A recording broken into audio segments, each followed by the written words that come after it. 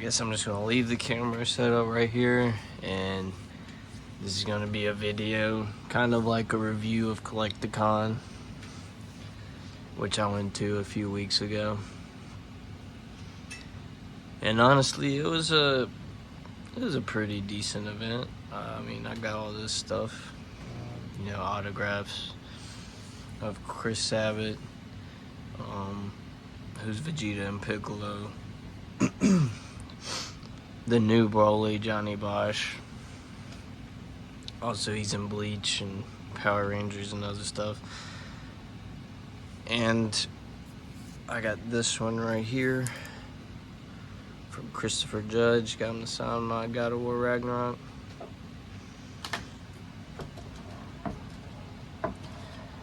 What do I have to say about Collecticon? I don't think it's worth it unless you buy VIP, for one.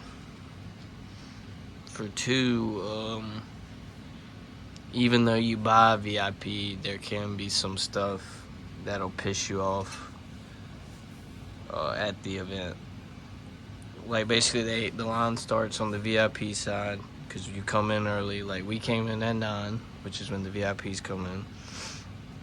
And you line up on the left side, but there's also a spot to line up on the right side for non-VIPs who show up at 10.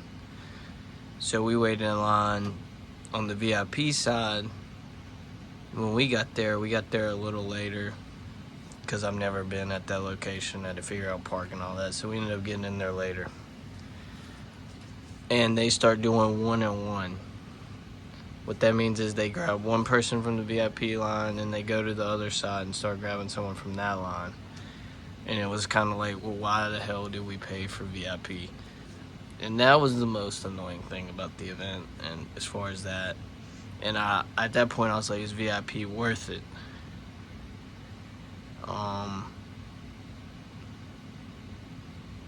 And it turned out it still was, because when I went to Johnny Bosch and Christopher Judge to get their autographs, the VIP line was way shorter, and I did not wait in line long for them.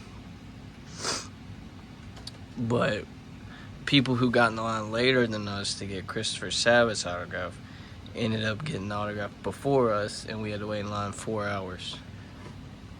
So that was, the annoying part, which didn't make much sense. Also, if you go up there, I would plan on bringing at least like $500. There's no telling how much I spent. You gotta pay for parking, pay more for them to sign certain things. You gotta pay for pictures, autographs. And I would say I wouldn't recommend going if you're like a card collector, unless it's Pokemon. Sports cards, they had very few, but there was, like one guy selling sports cards. Dragon Ball cards, very few. They have a lot of pop figures, but it was mainly like anime, figures. They sell cosplay stuff, all that, but we mainly went for the autographs and to meet, Chris Sabat, and we were hoping to meet Sean Schemmel. I would say you would not be able to meet both of them in the same day. I seriously doubt it. Also, we got lucky. Chris Sabat showed up first, because they're not there when you first get there. He showed up early, thank God. But Sean Schemmel was like an hour and a half late. So that's another thing to keep in mind. I would they say you can't bring outside food or drinks, but no one checked our bags, and there was no metal detector.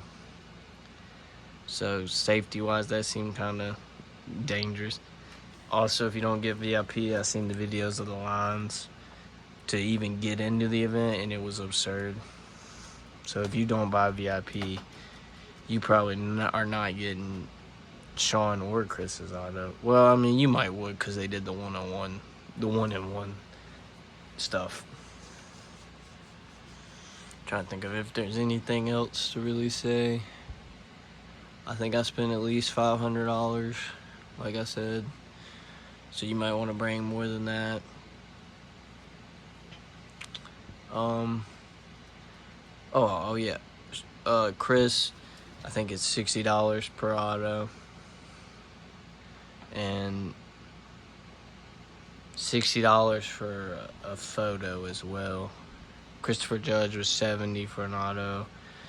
And I think Johnny Bosch was $60 for an auto. But you could probably look all that up before you go and get an idea. I'd say go with a plan in mind on what you want. Whoever's auto you want the most, get in their line first. Because I don't even live in, like, well, the event wasn't even in that heavily populated of an area. It was in Charlotte, North Carolina.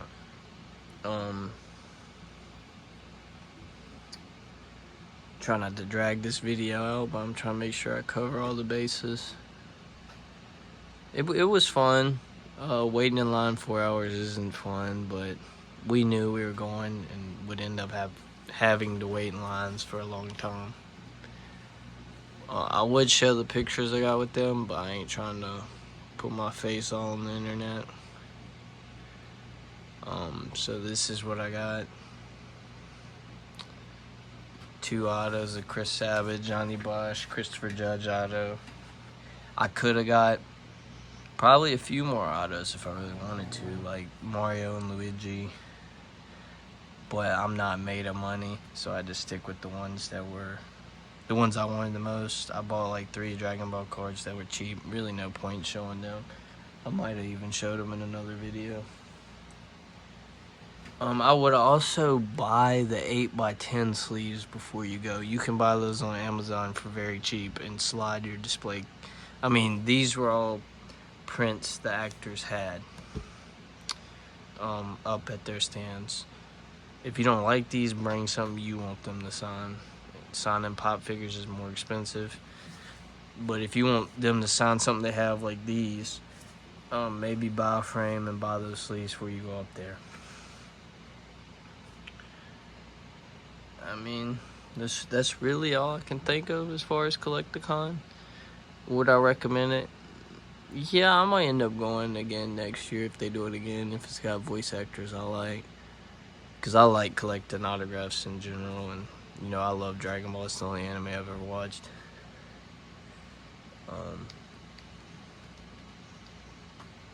It's really all I could think of. And I mean, I would bring cash.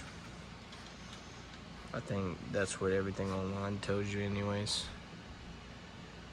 But yeah, I would seriously only go if I got VIP, unless you want to buy Pokemon cards. If you're just going to buy Pokemon and not get autographs, then you do not need VIP probably. You could probably get in. I mean, who knows though, I didn't look at Pokemon much, so it might sell out quickly. All the main chase cards or whatever. I would rate it 8 out of 10. Going up there and doing all that, it's a lot of driving. In total, not just what I bought at the event, you might end up spending like $700-800, like getting gas, you know, food, waters there like $4, $5 a piece. You probably get away with bringing your own waters though, but I would bring a binder, a bag, so you don't have to hold everything. And I would go, you know, like planning ahead what you want to accomplish. But yeah, that would be my review of Collecticon. If anybody has any questions or watch this whole damn 9-minute long video of me ranting or whatever and struggling to remember what to talk about, because I didn't write down notes or nothing. I just wanted to kind of talk. Then let me know any questions.